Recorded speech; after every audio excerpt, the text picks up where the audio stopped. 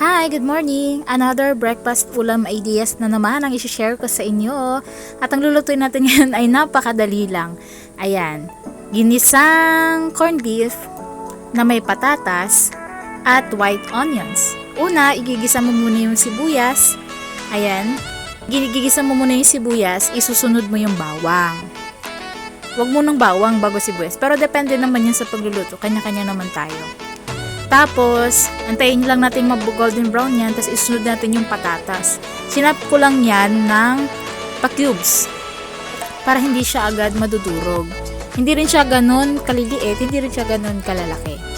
So, after nun, antayin lang natin mag-golden brown at kapag naging golden brown na siya, i-rest muna natin ng mga ilang seconds. After that, lagay na natin yung ating corned beef. Ayan, isang lata po yan ng Lucky Corned Beef. Baka naman Lucky. Woohoo! Charot. Ayan. Tapos lalagyan natin siya ng konting tubig para hindi siya ganun kadry at hindi siya agad masusunog. Nakaano lang tayo mga mari ha. Low heat lang tayo ha. Huwag masyadong malakas yung apoy.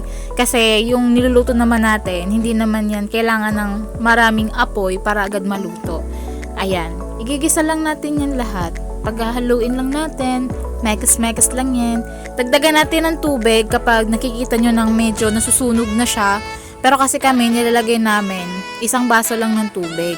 Gusto kasi namin parang medyo ma-moist siya. At masarap siyang ilagay sa kanin kasi para siyang may sarsa. Takpan nyo lang, antayin nyo lang na maluto pa. So, ayan. Nilagay ko lang siya dyan, mga 50 seconds, 1 minute, ganun. Medium heat lang again tayo, okay? Tapos nilagay na natin yung white onions. Ayan, masarap kasi yan.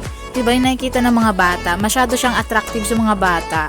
Tsaka hindi siya maalat. Hindi siya maanghang. Compared sa yung purple na sibuyas. So ayan, dagdagan ko lang ulit ng tubig kasi nga ayan, napapansin niyo sa medyo gilid, medyo susunog na siya. So, ang goal ko dito is magkaroon siya ng konting sarsa kaya nilalagyan ko siya ng tubig. Dadagdagan lang natin yan ng asin. Ayan, paminta, mga pampalasa. Pero hindi na kami naglalagay ng seasoning. Ano lang yan, paminta tsaka asin lang para healthy. Ayan, antayin nyo lang din siyang, i-rest nyo lang din siya, haluin nyo lang ng ilang minuto, segundo, and after that, pwede na siyang hanguin. Okay? At masarap talaga yan sa mga bata. Lalo na sa mga bata. Gustong-gusto nila yung corned beef. So, kahit naman tayong matatanda, gusto din naman natin yan. Masarap siyang pambaon. Actually, nakakagana siya pag kumakain. At, ayan na, luto na. Sana nag-enjoy kayo sa ating video. Kung hindi ka pa nakapag-subscribe sa ating YouTube channel, hit the subscribe button, like and share, and see you on my next video. Sarap, di ba? Ano pang iniintay mo? Magluto ka na. Ayan, baon ideas.